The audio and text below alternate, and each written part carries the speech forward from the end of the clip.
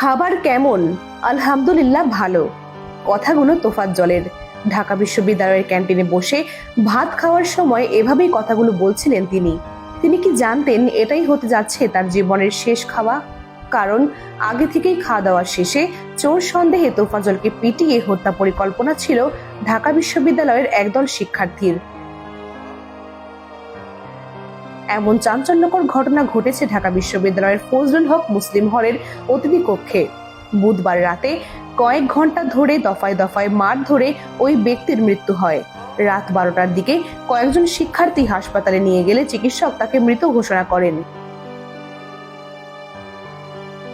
হাসপাতালের পুলিশ ফাঁড়ির ইনচার্জ মোহাম্মদ ফারুক বলেন, হাসপাতালে নিয়ে এলে পরীক্ষা নিরীক্ষা শেষে চিকিৎসক মৃত ঘোষণা করেছেন। লাশটি হাসপাতালের মর্গে রাখা হয়েছে। মধ্যরাতে শিক্ষার্থীদের পিটুনিতে ওই ব্যক্তির মৃত্যুর খবর ছড়িয়ে পড়লে সামাজিক যোগাযোগ মাধ্যমে তীব্র প্রতিক্রিয়া দেখিয়েছেন ঢাকা বিশ্ববিদ্যালয়ের শিক্ষার্থীরা। বিশ্ববিদ্যালয় কেন্দ্রিক ফেসবুক গ্রুপ ও নিজেদের ব্যক্তিগত প্রোফাইলে দেওয়া বিভিন্ন পোস্টে শিক্ষার্থীদের অনেকেই বিচার বহির্ভূত এই হত্যাকাণ্ডের বিচার ও দোষী ব্যক্তিদের দৃষ্টান্তমূলক শাস্তি দাবি করেছেন। হত্যাকাণ্ডের প্রতিবাদে কিছু শিক্ষার্থী বৃহস্পতিবার ভোরে টিএসসি এলাকায় বিক্ষোভ করেছেন। এদিকে এই ঘটনায় 3 জনকে আটক করেছে শাহবাগ থানা পুলিশ। বৃহস্পতিবার বিকেল 4:15টার দিকে বিশ্ববিদ্যালয় প্রশাসনের সহায়তায় ফজলুল হক মুসলিম হল থেকে ওই শিক্ষার্থীদের আটক করা হয়। জানা গেছে, বুধবার রাত 8:30-9টার দিকে ফজলুল হক হলে চোর সন্দেহে তোফাজ্জলকে ধরে শিক্ষার্থীরা। আটকের পর রাত 10টা পর্যন্ত হলের গেস্ট রুমে কয়েক দফা মারধর করা হয়। এক পর্যায়ে ক্যান্টিনে বসিয়ে ভাতও খাওয়ানো হয়। পরে ফজলুল হক মুসলিম হলের দক্ষিণ ভবনে গেস্ট রুমে নিয়ে জানালার সঙ্গে পিছনে হাত বেঁধে স্ট্যাম্প, হকি স্টিক ও লাঠি দিয়ে উচ্ছৃঙ্খল কিছু ছাত্র বেধড়ক মারধর করলে সে অচেতন হয়ে পড়ে। রাত 12টার দিকে হাসপাতালে নিয়ে যাওয়া হয়। সেখানে তাকে মৃত ঘোষণা করেন চিকিৎসকরা। ওই ব্যক্তি মানসিক ভারসাম্যহীন বলে জানা গেছে। এই ঘটনায় সামাজিক মাধ্যমে খুব উগরে দিয়েছেন নেটিজেনরা। সবার একটি প্রশ্ন, যদি সে মানুষটি চুরি করেও থাকে, তাও তাকে এভাবে হত্যা করার অধিকার কি কারো আছে? কেন আইন হাতে তুলে এমন অমানবিকতার পরিচয় দিলেন স্টুডেন্টরা?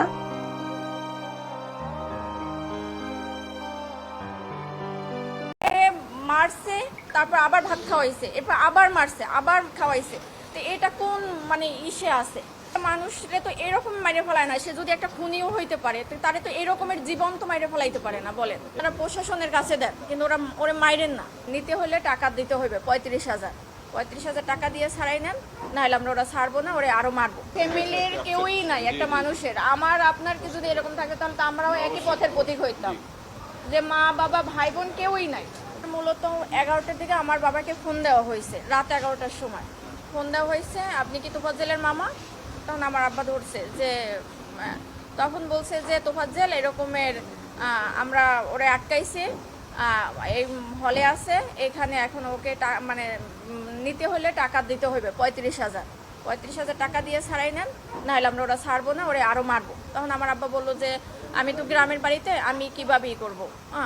তখন আমার আব্বা আমাকে ফোন দিছে যে তুমি একটু কথা বলো, তোফাজ্জল নাকি এরকমের, মানে উনি ওর হলে এরকমের, ওর কথাবার্তা অসঙ্গতি পাইছে, এই জন্য ওরে ধরছে, ধরে ওরে মারতেছে। তখন আমি ওই লোককে ফোন দিছি যে ভাই এরকম, আমি তোফাজ্জলের মামাতো বোন, ওরে কেন মারতেছে? তাও বলতেছে যে ও আমাদের হলে ঢুকছে বা করছে। তা আমি বলছি যে ভাই দেখেন, ও পাগল মানুষ, ও যদি কোনো একটা অন্যায় করে তাহলে আপনারা প্রশাসনের কাছে দেন, কিন্তু ওরে মাইরেন না। তখন বলে কি আপনি যে পাগল, কিন্তু ও তো ওর আচরণের কথাবার্তা, একটা পাগলের মামার নাম্বার কেন মুখস্থ থাকবে? একটা পাগলের সে চাচাতো ভাইয়ের নাম্বার পর্যন্ত মুখস্থ থাকে, তাহলে সে কিভাবে পাগল হয়? আমি বলছি যে দেখেন, ও অনেক মেধাবী ছিল, ওর মা বাবা ভাই বোন সবাই কেউই নাই বলতে গেলে। ও এই কারণে, ওর ভাই গত বছর 15 রোজ হলো লিভার ক্যান্সারে মারা গেছে। তো ওই ভাইয়া, ও আগেই মাথায় সমস্যা ছিল, ভাইয়া অনেক ডক্টর দেখাইছে, মানে আমার ফুপু মারা যাওয়ার পর থেকে ওর এই সমস্যাটা হয়েছে। কিন্তু কারো কোনো, ওই যে ধরেন আপনি খাবার খাচ্ছেন, আপনার থেকে টান দিয়ে নিয়ে খাইলো, মানে ওর ক্ষুধার জ্বালার কারো থেকে টাকা নিল চাইয়া, যে এইরকমের। ওর বাবা মারা গেছে রোড অ্যাক্সিডেন্টে 8 বছর আগে। 5 বছর আগে ওর মা মারা গেছে লিভার ক্যান্সারে। তারপর ছিল ওরা 2 ভাই। ওর ভাই হলো নাজিরপুরের থানার এসআই নাসির হোসেন। তখন উনি গত বছর মানে পহেলা রোজায় ধরা পড়ছে ক্যান্সার, উনি 15 রোজায় মারা গেছে। তো ওর ভাই মারা যাওয়ার পরে ও একদম রাস্তার উম্মত পাগল হয়ে গেছিল।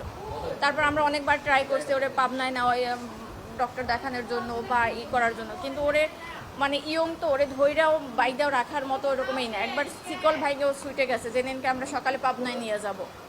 এই এখন কালকের তো এই অবস্থা। পরে হলো ওই লোক, আমি ফোন দিছি পর উনিও আমাকে সেম একই কথা বলছে।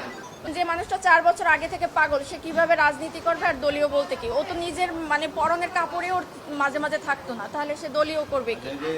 মানুষরে তো এরকম মাইরে ফেলায় না। সে যদি একটা খুনিও হইতে পারে, তারে তো এরকমের জীবন তো মাইরে ফেলাইতে পারে না। বলেন এটা কোন আইনে আছে আর কোথায় আছে? অবশ্যই চাই একদম মানে সঠিক, যে মারছে তার একদম মানে সেই সর্বোচ্চ মানে আইনের সর্বোচ্চ ব্যবস্থা নিতে হবে। কারণ ওর গার্জিয়ান নাই, সেই জন্য একটা মানুষ অসহায় মানুষরা তো এরকম মারতে পারে না। একটা কুকুরেও তো মারতে পারে না, এরকম মারতে মারিয়ে ফেলাইতে পারে না। মারছে, তারপর আবার ভাত খাওয়াইছে, এরপর আবার মারছে, আবার খাওয়াইছে। তো এটা কোন মানে ইসে আছে? সে যদি কোনো একটা অন্যায় করতে পারে বা ওরা কথার অসঙ্গতি দেখায় তো তারা সন্দেহ করছে, তাহলে তাকে থানায় দিয়ে দিত। তারে 3-4 ঘন্টা মাইরা তারপর আবার থানায় মানে একটা হসপিটালে ভর্তি করায় নাই, তাকে হসপিটালের বাইরে রাইখা গেছে মৃত অবস্থায়। এটা কোন বিবেকে করছে বা এটা কোনো তো হইতে পারে না।